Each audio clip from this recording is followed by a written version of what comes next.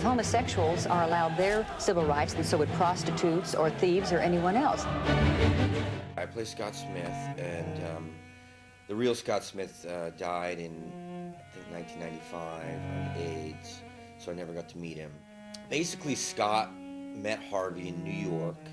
Scott was a struggling actor, and Harvey was living in the closet as an investment banker. And when he was, after he met Scott and when Harvey was 40, he just decided he didn't want to live that way anymore. And so Harvey and Scott moved out to San Francisco.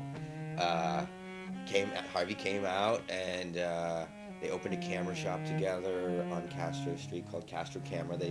I don't know why they opened this camera shop. They didn't know anything about cameras, and then after a while, I think Harvey just got so frustrated with just discrimination and the discrimination that was happening, and that nobody was doing anything about it, and so he decided he was going to do something about it. We need one of our own in office. We could have a revolution here.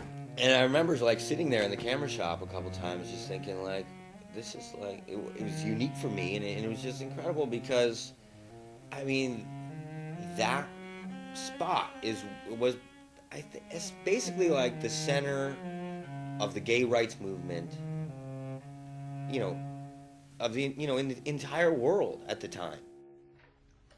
Can I just tell you, if you say anything about politics or the campaign or what speech you have to give or anything, I swear to God I'm going to stab you with this fork. I just wanted to say that this is the most wonderful dinner I have ever had. I like to do research on everything I'm doing, even, Spider-Man. I read, hundreds of his comic books, literally hundreds. And, we don't have to talk about Spider-Man, but with Scott, it's a little different than playing James Dean, where James Dean was an actor. If you want to see how accurate I was to his mannerisms, you can just go watch East of Eden and compare. But with Scott Smith, only a handful of people would know how accurate I really was. But I guess I wanted to get that right, just for two reasons. Because I guess I just wanted to honor Scott, who he was, and B, I guess I simply find it inspiring as an actor to just study a different person's behavior, and kind of helps me with the character. It takes me out of myself, I guess, in a way. And so I couldn't find anything, and finally I went to the director of The Times of Harvey Milk, Rob Epstein, and I said, anything from 30 years ago lying around that that didn't make it in the movie.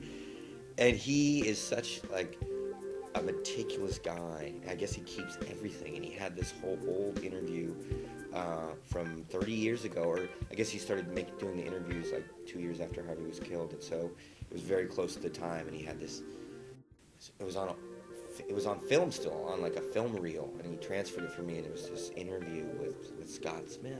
Society can't exist without the family. We're not against that. Can two men reproduce? No, but God knows we keep trying. These people are going to live a life of such open homosexuality. They are going to be removed from their jobs. If we're going to beat this thing, we need everyone. I guess my feeling, and I'm not quite sure what the official stand on this should be, or whatever, or GLAAD's stand on this, but if somebody doesn't want to come out, they shouldn't. Nobody should make them, or nobody should out them. In the movie, Harvey's point, Harvey was fighting against something called the Briggs Initiative, and the odds, which would have prevented gay teachers from being able to teach in schools. So he had a very specific agenda, and he, wanted to beat that. And so I guess I haven't checked the validity of what he says, where if somebody knows a gay person, they're more likely to vote, no on the Briggs Initiative. Probably true. I think just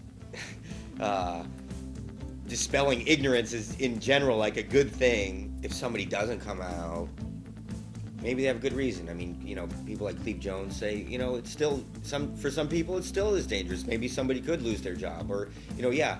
I'm sure there are actors that don't come out because they are afraid they won't, you know, get cast as straight people or whatever.